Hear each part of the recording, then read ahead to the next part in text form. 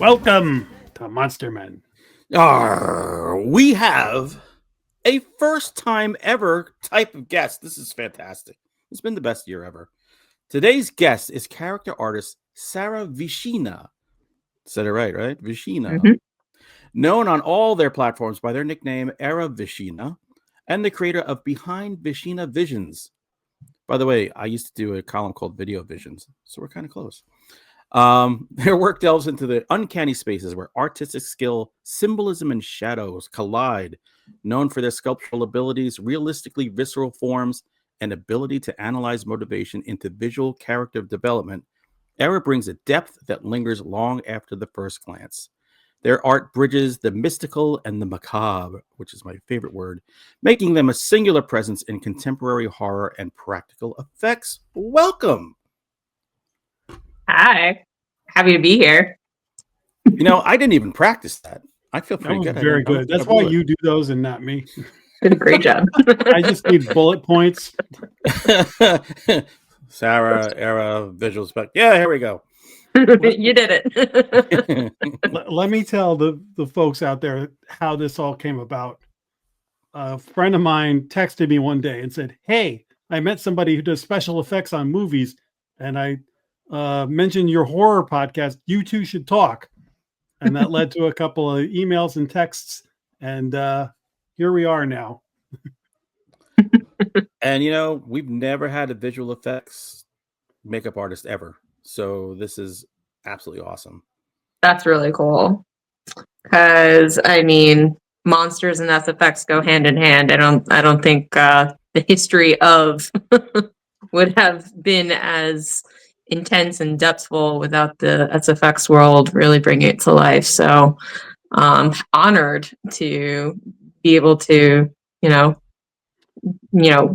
break through that wall for you. Yeah.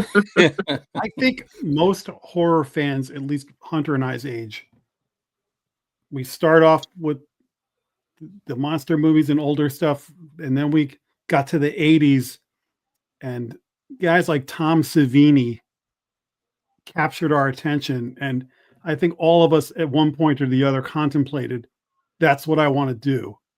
And very few of us actually did it. But that man and his wake of people he influenced has become an industry.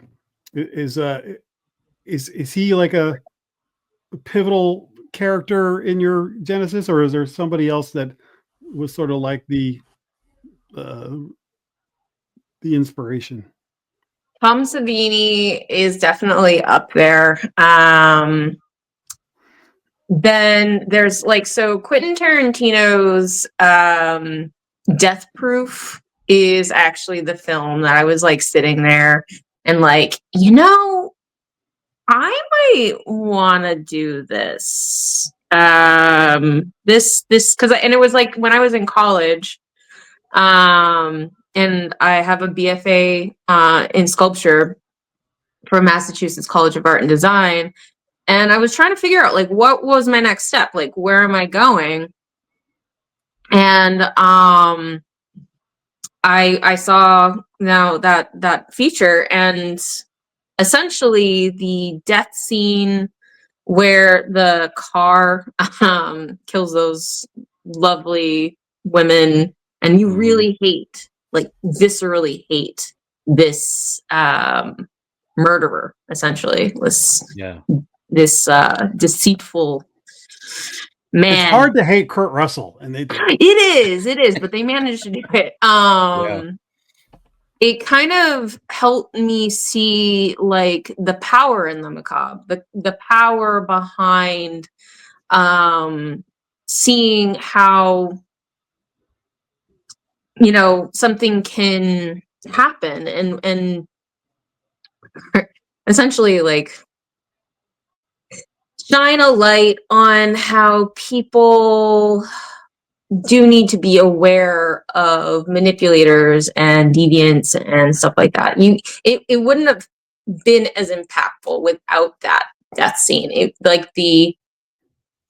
I like how Quentin tactfully showed the death of these women, but didn't show the death like at the end where she like winds up her leg and like hits him in the face. We don't see that.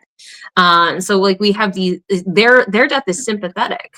When you see it, you're more likely to be like, you know, viscerally attached, you know, to the victim. So it just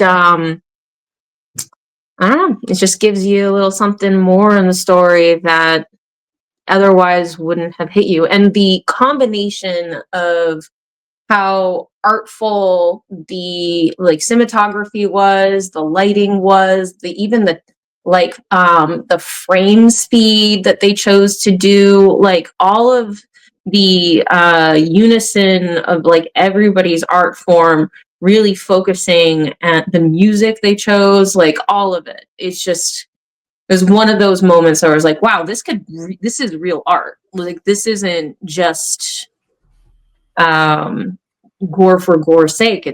There is tact behind what people are doing in this industry. So that was my big but it took me a really long time to get to the point where I even really decided that was the direction I was going, or gathered the ability to turn my vehicle of where my life was going into that direction. So, by the way, you could have become a stunt woman. That could have inspired you. I just want to ride on a car trying to shake me off at high speed. So you picked a safer profession.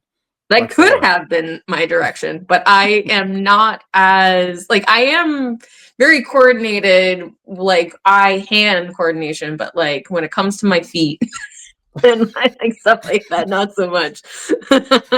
Well, that disqualifies you right there. You know, I was inspired by Planet Terror, the first half of that, and I cut off my leg and replaced it with a machine gun. So obviously. It's funny. I loved Planet Terror more when I first saw Grindhouse. Now Death Proof by far I prefer. Nice. So it's funny how what do you that think changed over time. Yeah, do you think it was just like the story that like grasped your attention, or? Yeah, the story's definitely better. I think it was so late, and I was with an ADHD friend of mine who was laying on the movie theater floor and acting out like a child. So I was like, I just want this to end so I can go home. I want to put him to bed, and I want to go home. And that movie's a marathon. You know who you are, buddy, when you see this. That movie's a marathon, and having Death Proof be the second one, because Planet Terror is a lot more action at the end. So if they had them, that might have worked better. You're right. You know, now that I'm like thinking back to seeing it in the theaters, because I did actually see it in the theaters too, and I was with my good friend Casey. Actually, she is not, you know, an ADHD person who rolls around on the floor, but we have like a tendency to laugh at things together that most people don't. Like, Sweeney Todd, we saw together, and everybody was silent, but me and her were laughing as like the bodies timely fell through the hole and like, you know, like you're our kind of people. I love it. Oh. The way they did it, once again, it's the music, it's the timing, it's like the way that they angled it, like they're pulling on your strings, and they know they are. And like if you light it one way with the right music, of course it's, you know, more likely to like create like a macabre laugh, but like, you know, you add like a dun dun like afterwards, you're gonna be like, oh no, you know, like a little bit different energy depending on how they pull on the strings. Yeah, especially music. Yeah. Sometimes I think it's intrusive. I'm like, oh, you're telling me I got to be sad now? Oh, I should be happy now? It's like it's giving you all the cues. Yeah. That's why I like Martin Scorsese. He just uses existing music. Makes the best soundtracks to movies of all time. And Tarantino, the two of them are masters of that. Yeah. So it's not so much telegraphing how I should feel. it's just matching a moment with like sometimes music that's opposite of what you're seeing, and then it's married in your head forever. Yeah. You're just like, I'm always going to think of Stuck in the Middle with You. I'm always going to think of, that torture scene. There's so many movies I was like actually just thinking about that moment, or that scene, like 2 weeks ago. The lyrics had some pretty depthful metaphors, like I'm stuck in the middle with you, clowns to the left of me, jokers to the right, here I am, stuck in the middle with you. I mean, like, clowns to the left of me, jokers to the right. Like, it's a, scary clowns are terrifying. I don't know about you, but I think they're Oh, when I was a little kid, I was terrified of clowns. yeah, for sure. And then like, how am I gonna make it down the stairs or something like that? Like the next line or the line before it. And then like it's definitely a upbeat song, but it is a song that actually symbolically represents the tension of like being chased by the cops, or like having to hide from the cops, like not knowing what to do. What is my next step? Like they did a really good job, I have to say. Yeah. The other interesting thing about that scene is they don't actually show him cut the ear. And it's like that scene fortifies me. Yeah, no, it's definitely a scene that creates a visceral response. Sometimes it's what you don't show, right? That really creates your mind's eye interpretation of what it is. And like sometimes your mind creates a more intense visual than the actual visual would be. Especially these minds. You made me think of a question I had for you, because I want to hear about the movies and things that you've worked on, but you worked on this movie, The Bloodline Killer, that involves an axe murderer. Yeah. And I watched some of the kills, and I wanted to know who decides what that looks like and how bloody it is. Ante,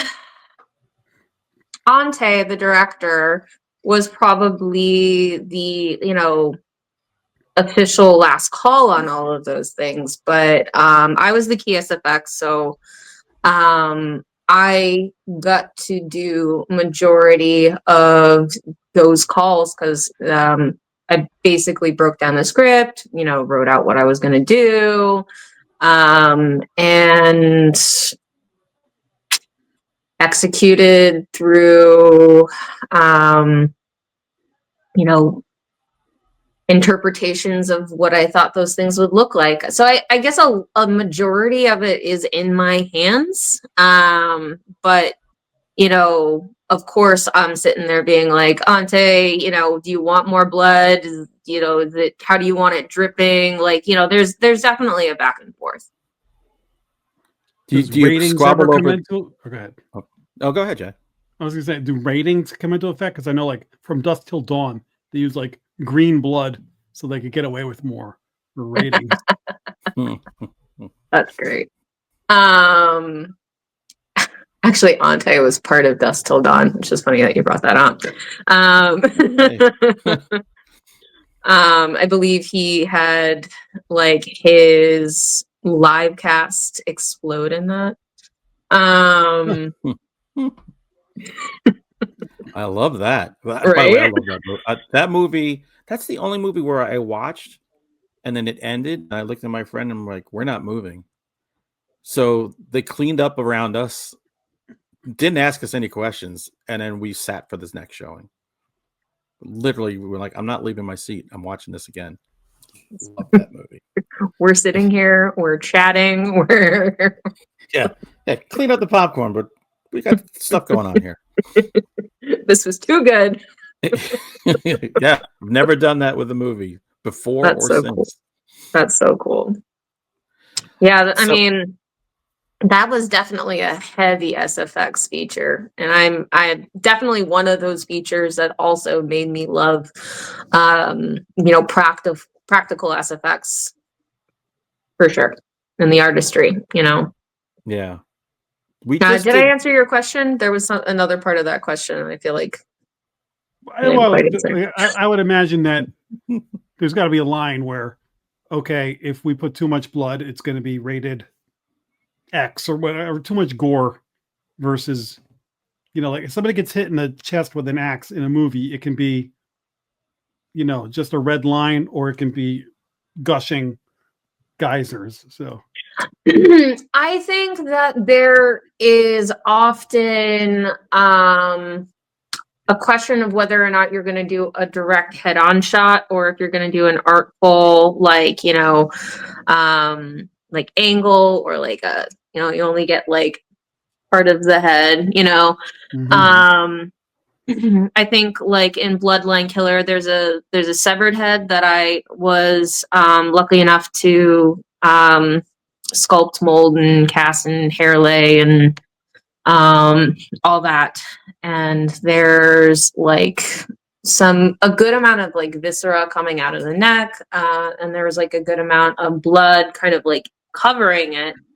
But in the actual feature, I feel like it was definitely beautifully showcased, but it was like had like lighting behind it that kind of like was more silhouette than like a full on like definition shot of it. But there was definitely like still the essence, and you can fully read that it's a severed head and looks very realistic and well done, but like in more of a cinematic kind of approach.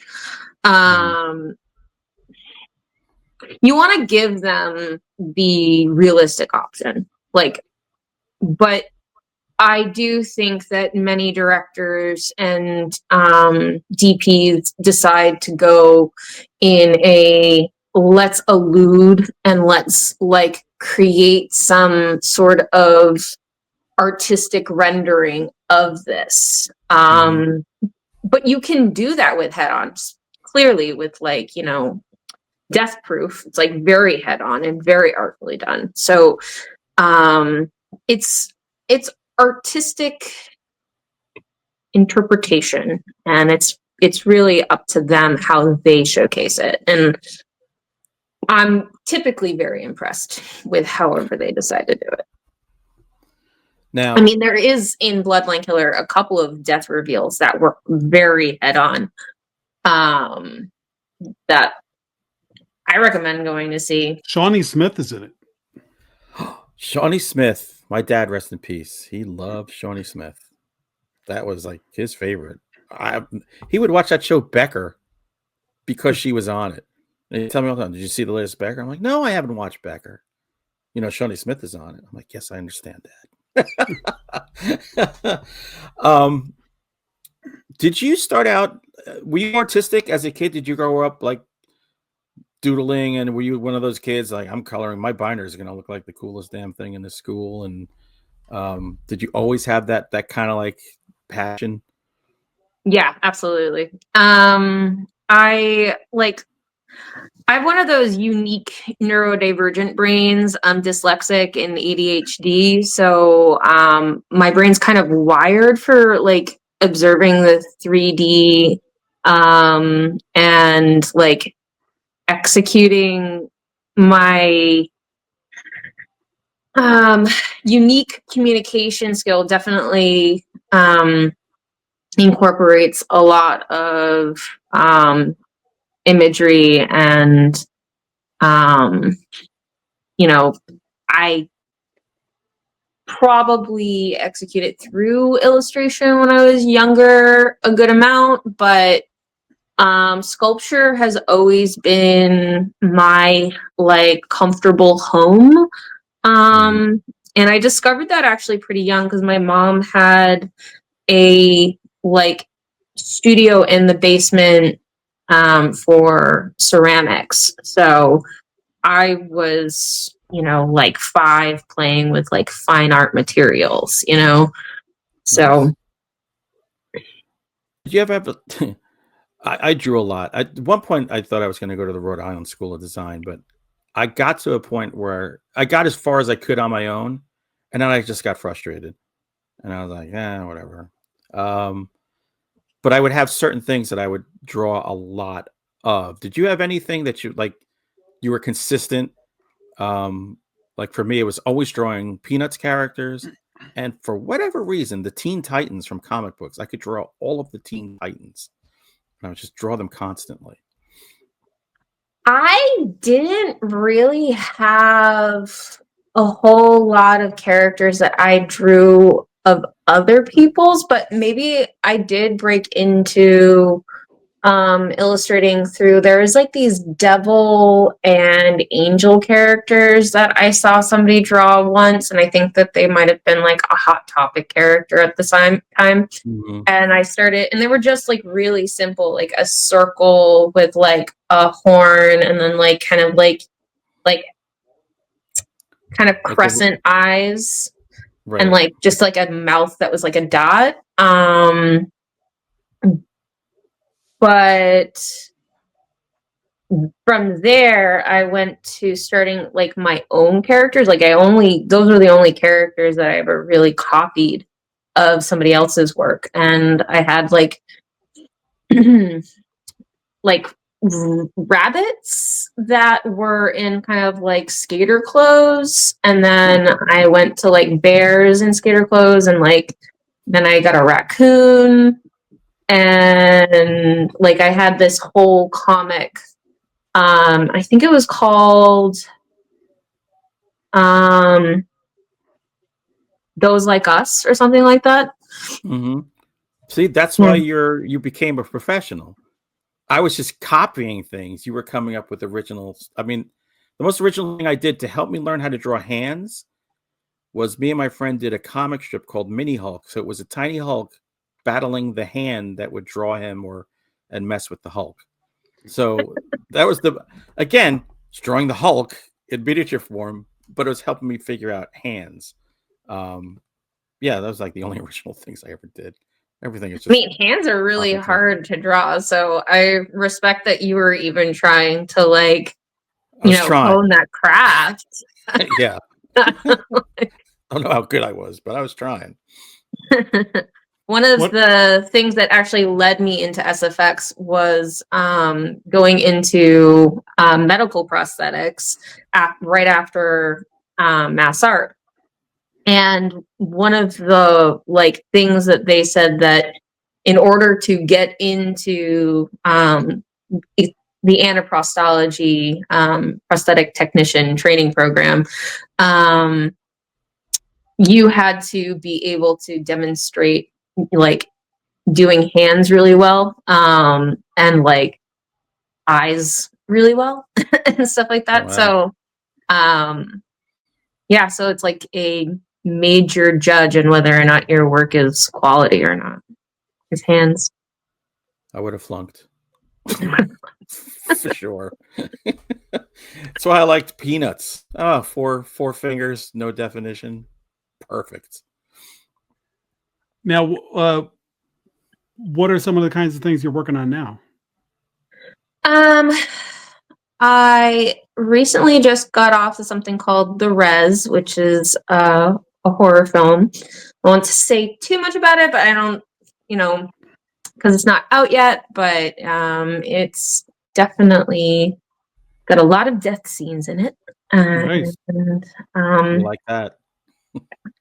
it's going to be pretty cool to see. And a lot of custom prosthetics. They put me to work on that one. That's for sure. And I was happy to oblige. Now, was that local, or did you have to fly out somewhere? It was local. It was Massachusetts, actually. So not too far. New England area. Yeah, and then I guess like I fill my time in between being on set with other things. Like I make jewelry. Is that a little head and a neck? It's a little head and it's got like a gem like neck point. It's like got a pointed neck. And then like a hand that's got like pretty detailed line work for like my wife's gonna watch this episode and be like, give her your credit card and buy me this. That's I have an Etsy shop. Oh, good. By the way, you know what? While you're here, and we'll put it in the show notes. What's your Etsy shop? I want people listening to go there. It's Visina Visions Gifts. So pretty much everything you'll see of mine is under Visina Visions or Era Visina. And my IMDb though is Sarah Visina. So like that's the cluster that is me. Cool. So now Halloween wasn't too long ago, and I went to a party and as Freddy Krueger, and I just got like the Freddy Krueger makeup kit, but I didn't do it like the official way. I just smeared and squiggled and did a pretty cool. A lot of people were like, "Wow, look at you!" And I was like, I just winged it. But like, did you like? Was like Halloween like your training ground for a lot of this? Yeah, I would say so. I probably got into more character development, less gore when I was younger. I think that like gore kind of ended up being something I fell into, coming from sculpture and having a medical artist background. So I just kind of like fell into that. But yeah, I definitely really enjoyed Halloween for the character development aspect of it. I'm trying to think of like something in particular that I really liked doing. When I was trying to figure out whether or not I wanted to pursue this, I started dabbling in using my medical prosthetic knowledge and trying to attack, this, how to do this on my own. And I was really inspired by the movie. I'm like blanking on the name, but it's like the Aliens versus Cowboys, I think. Is that a movie? Oh, Cowboys and Aliens, yeah. Yes. Cowboys and Aliens. And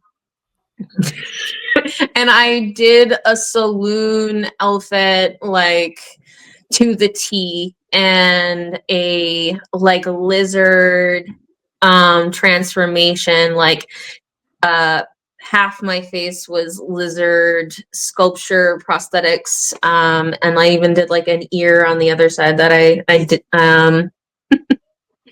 Wow. put on, but like the margins were horrible.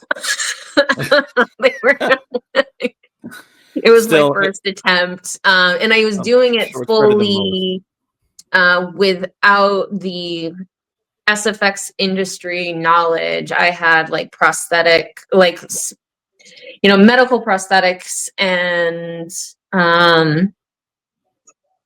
SFX prosthetics are just slightly different, because when you're using, when you're doing medical prosthetics, you really want to make them last. So you're using a much more rigid silicone. And when you want to do movie prosthetics, you're doing a like soft gel silicone with a vinyl encapsulated, so you can melt the margins away, essentially, with some acetone. So it's like there's some pretty just the materials and the techniques are just so slightly different. And the molds you're doing for movie prosthetics can get really large, as opposed to a lot of the time medical prosthetics, they're like smaller snap molds for a smaller area. So it's like much easier to control. And I had never done a large mold, like a full head, full full head and bust, and I attempted it, and I couldn't really get the mold to like, you know, press down and fit the way I wanted it to. It just kind of like, I did not alleviate enough of the contact points to make sure that just the keys hit the right way, and it got snagged, and I just had horrific margins, but it was my first time. You learn as you go, and I think that that's like a really important thing that we always have to remember. You have to allow yourself to grow, and you're not going to be perfect the first time you try to do something. Right. Or you could be Orson Welles, who knocks it out of the park and then spends the rest of his career trying to recreate that. And his life was a disaster, an absolute disaster. So you want to grow. You want to grow. Big question I have. How do you go what's your journey from medical prosthetics to getting into the movies? Like, how did you make that leap? I actually went to a program called or under the school called Makeup Designery. They had a base in New York, but I actually went during right before COVID. The last class is when the COVID hit. And we had a month left that I had to go back to school after the quarantine lifted. And so I, to my knowledge at this point in time, don't think that the New York branch survived too much longer after that. But they do have an LA branch still. And I think that Makeup Designery is an amazing school. I chose them partially because they had a time, I don't remember the exact number, but let's say it was an 87% chance or 89% chance of getting you into the industry. And so I was like, well, obviously I'm gonna go there. Yeah. And it was a 6-month intensive, and I did the master program, so the highest level, going through all of the classes that I could do. Wow. So that's cool. That's awesome that they give you the education and they get you ready for an actual job. Unlike most colleges that kind of give you an education, all right, figure it out. Go work in customer service for the next 10 years. So that's really awesome. So yeah. I've heard of all kinds of stories from different sets of stuff they used for gore and blood and things like that. And I would imagine that you have stock in Caro syrup. What are some of the things? Is Caro syrup really the thing people use? If Hunter and I were going to make a movie and we're like, hey, we're going to the grocery store. What are the materials for the starter? Or what are your things? I've heard of people using barbecue chicken and ribs and for zombie movies and things like that. Anything along those lines of what do you use to stuff a body or whatever? Or an actual dead cat for Reanimator. Yes. That's sitting in your makeup kit. There you could definitely, if you wanted to go grocery store, the combination would be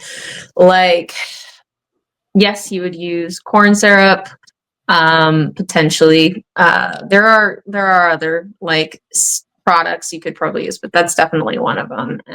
You could make it a little more opaque using non-dairy creamer, and of course food coloring, red, probably green, or a combination of red, yellow, and blue. But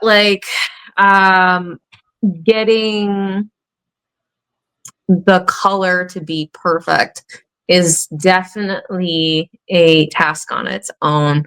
And I personally really like to go with ones that I know have already mastered the color mixing, because getting the right blood tone to look realistic, it like yellow, there's actually like a little bit of a yellow tint when you spread it out, or if you want to like mix it with like hair gel and make it look like it's more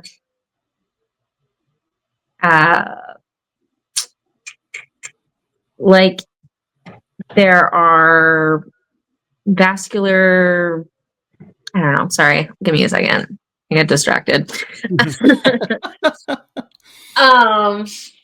Yeah, so now I know what you mean. When blood smears, you can see like a yellow. Yeah, there's like there's a little bit of a yellow tint to it. So like there's this brand that I really love called No Trace Blood. I also really love that brand because it does what the name says. It doesn't stain anything. I've used it around like, you know, vintage clothing, and all you have to do is really soak it in water and it disappears. But it has this beautifully well done colored blood that has just these perfect undertones that no matter what the thickness is, whether it's really thin or really thick, they've just mastered going dark when it's thick and like yellow red when it's thin. And I'm not going to say that I'm at the point where I understand that magic. So I'm going to hand that off to these beautiful products that are extremely professional, and I don't have to worry at all about. By the way, you ever hear of Herschel Gordon Lewis Red? The blood that he made for his movies. He started in the 60s. He made a red that you can see from space.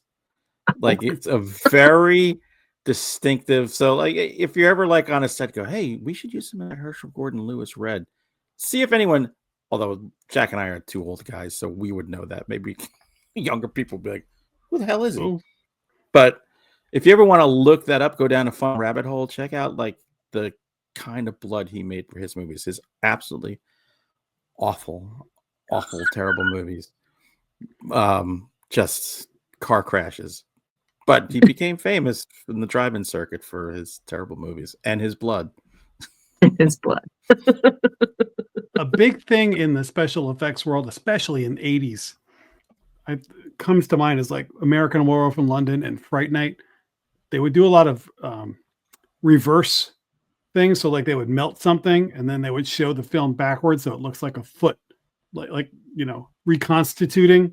Yeah. You know, they would melt something and then show backwards or whatever. American Werewolf in London, they were like pushing hairs through silicone and stuff like that. Do you ever do tricks like that with things? Transformational effects. I have, let me think. I had the honor, honestly, to go that detail, because like those things like The Thing or you know, like that's like stop motion work / you know, filming in reverse kind of like techniques. Oh, I mean, if I ever got the opportunity, I would absolutely jump at it and be like, yes, please give me that. They're going to make another movie, so put your name in. They're making another Thing? There's John Carpenter is talking about maybe making another Thing movie, so let them know. Call me. Have you ever seen the movie Maniac from the 70s? Maniac. Tom Savini did the you would know because your soul would be tainted forever just for having watched it. It was like at the time I think it was rated X for violence. There's a famous killing in that movie where guy jumps on top of a car hood and actually shoots Tom Savini in the head, and the head blows off. And there's a great clip of Tom Savini talking about that scene where he's like, they had like the fake head, it was full of like shrimp and stuff like that. Shrimp. And they literally pulled up underneath like a bridge in New York City, shot a dummy with a shotgun, filmed it, and then everybody jumped in their cars and took off. They stashed the car in a garage somewhere, and then eventually, I think they dumped it in a lake or something like that. They dumped it in the East River, I think. Yeah. Good way to get rid of a prop. We don't need this. Was the guerrilla sense of filming that, and then also the using shrimp in the head. Right. Have you ever blown up a head or done anything like that? I've yet to blow up a head. Bucket list item. What's the best kill you've done, or best gore? What's your favorite? That's a good question. I definitely really liked the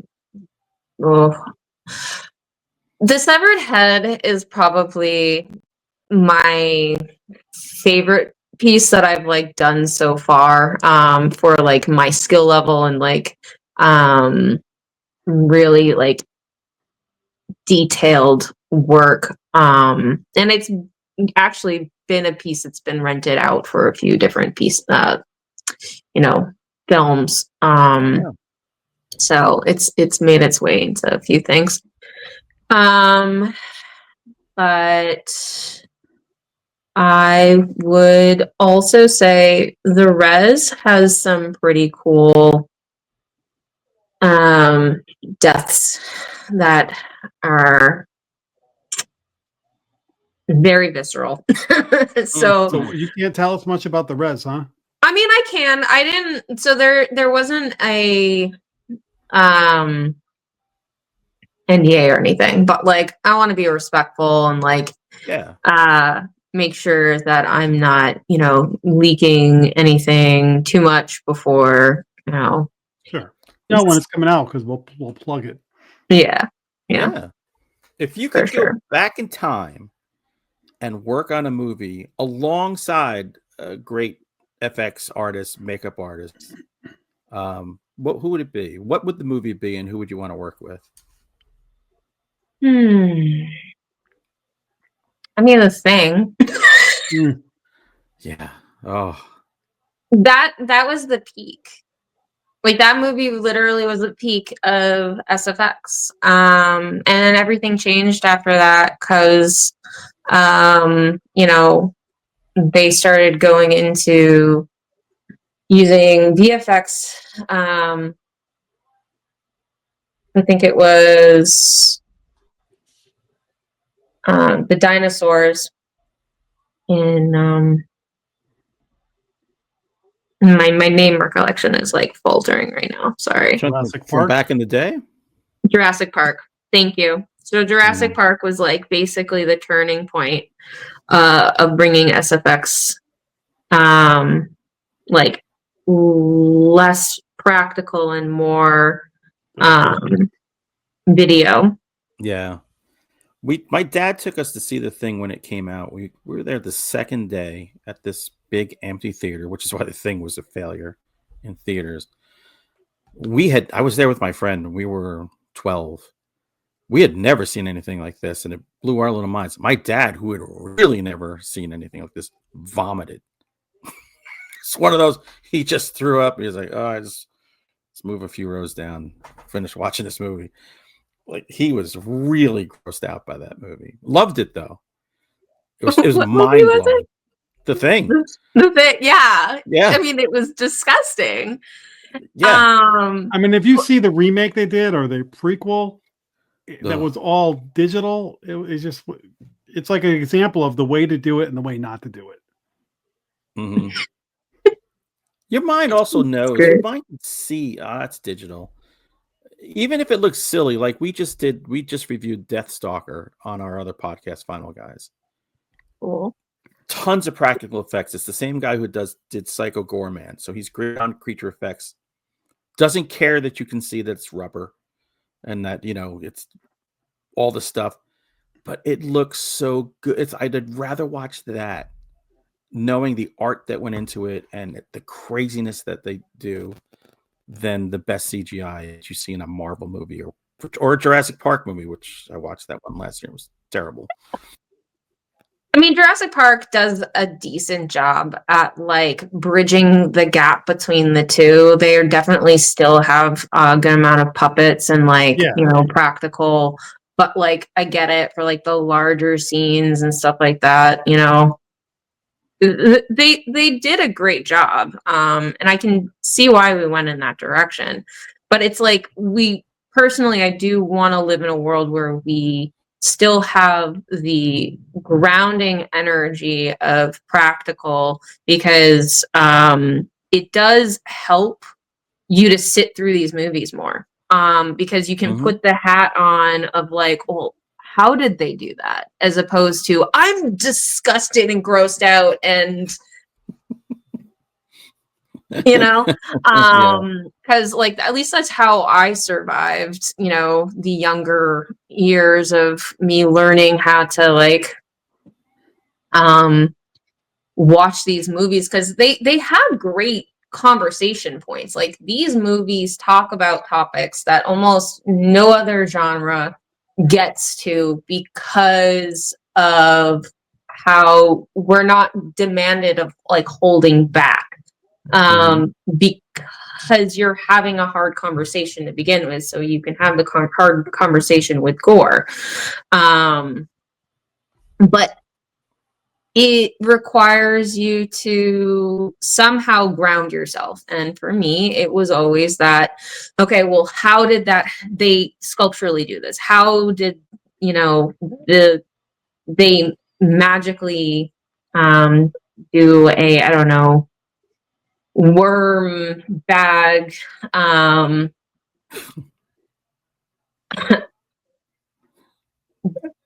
video of like, sorry. I'm stuck on worm bag. Yeah, there's like this technique where you can actually take a bag like and like it's like a tube essentially, and you can turn it inside out and you can like fill it with some sort of fluid, and if you kind of add some texture on the outside, maybe you can like add some spikes and or like you can do it with like latex, or you could do it with silicone, then you can kind of get the effects of the thing that they essentially did, where they had those tendrils kind of like at you. So I'm like blanking on the term that they use, but it's like there's you some have really introduced cool. me to worm bag, and I'm going to use that all the time now. I'll be calling people worm bags, but I've never heard the combination before. So thank you. If I've gotten anything from tonight, it's worm bag. Worm bag. The worm bag episode. No. So like this is one of the things about being dyslexic, is that my word recollection can be it's like kind of a guessing game with me when you're talking to me, but I'm like I'm loving it.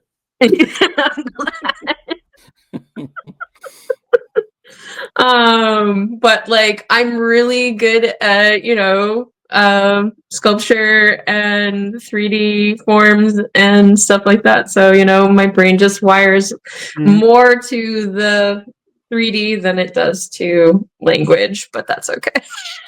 I'm still articulate, like. Is there any other work you've done that our audience would want to hear about? Our audience is mostly 9-year-old Filipinos who live in China, just so you know. Filipinos live in China. They're in a worm bag farm. Worm bag.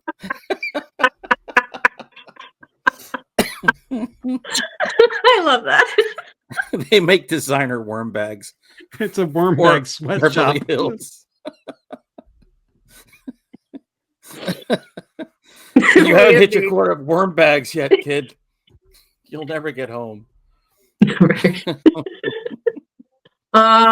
Something that I've done that I'd like to feature. I actually have been part of a few music videos that have been a lot of fun, especially in my earlier career. The first director I ever worked with was Ben Rummins, and I don't know, he's done some really cool work, and they've been more in the shorts and the like the shorts and the music video circuit, but the first feature I ever worked on with him and on set at all was called Heavy, and I actually appreciated that one because it had a good amount of like train spotting energy, and it was a deep conversation in general that, once again, when you bring SFX into a feature, a lot of the time you're talking about, heavier topics. Right. And I think that's why I like this sector of makeup. Partially, I get to really utilize my color matching skills along with my sculptural skills, but I get to use character development in a way that, I don't get to do necessarily in like a Hallmark movie. Because, everything's supposed to be more like clean and pristine and something like that. But like these deeper conversation pieces where the characters have lived through things, who have, they have, in my mind, more to say. They have more to say. And they have more to say that they wear on their face. And I kind of really appreciate being able to bring the artistry to that kind of character. That's awesome. It is a vital piece of the storytelling, and you don't ordinarily sort of think of it that way. Yeah. Yep. This has been a great hour. By the way, I needed this. I needed a laugh today. I needed to learn, and I needed a laugh. I needed the 2 L's. Laugh and learn about worm bags. Exactly. Yeah, I needed the W's for today. Worm bags and wonder. We're going to be looking out for the res, and we're going to follow you now. We're going to stalk your entire career. Awesome. We'll talk about it. We're going to tell everybody. Likewise. What you're doing. Where can people find you? I know earlier you mentioned the core that is you. So where can folks find you? Not your actual house, just on, the web. Visina Visions, VISINA VISIONS, is my company, and you can find me on TikTok and Instagram, and you can search my website. It's visinavisions.com. And keep your eyes peeled for anything that says either Sarah Visina or Era Visina, because that's me. And we'll put a link to your Awesome. Etsy in the show notes. Yeah, I'll be buying something for my wife from Etsy for Christmas. Yay. Guaranteed. Nice. I also have candles too. I do sculptural candles. And I'd be honored to be able to send you guys something for sure. If you can make us a line of worm bag candles, I think we've got a winner on our hands. I should make those. I really should. Start a whole new business for you tonight. Hashtag worm bag. Thank you so much for coming around with these 2 silly guys. It was so much fun meeting you, and we hope you come back someday. Oh, for sure. I have a reference point, and for any future directors, I'll be like, "Hey, you want me to do an interview?" And I know some people. Boost right. our work. We're talking to Shawnee Smith. We have a big fan. Well, we Nice. could bring her to my dad's grave. Hey, Dad, I finally brought Shawnee. It's a little late, but she's here. She's here. We brought her.